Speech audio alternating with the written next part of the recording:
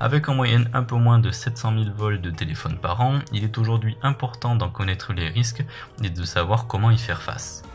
Avant toute chose, si vous êtes victime de vol mais que vous ne vous en rendez pas compte sur le fait, sachez que vous avez 48 heures pour déposer plainte et le signaler à votre assurance si celle-ci couvre le vol.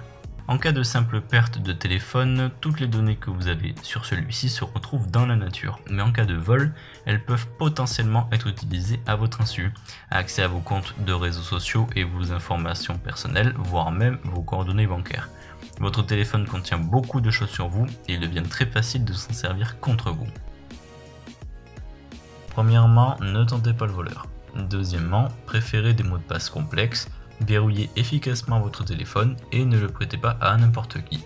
Les statistiques montrent que les victimes de vol sont le plus souvent les femmes et les jeunes. Faites attention si vous faites partie de ces catégories.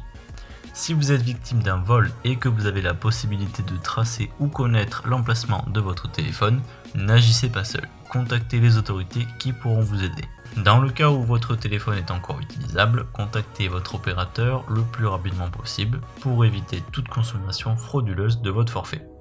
Si vous utilisez un téléphone Apple, certaines applications disponibles sur l'Apple Store vous permettent de le bloquer et de le contrôler à distance. Pour Android, vous pouvez utiliser le gestionnaire d'applications qui est intégré à chaque téléphone, vous permettant ainsi de le localiser, de le verrouiller et même d'en supprimer les données. Voilà, vous avez désormais toutes les clés en main pour faire face à un vol de téléphone et les moyens de vous en protéger.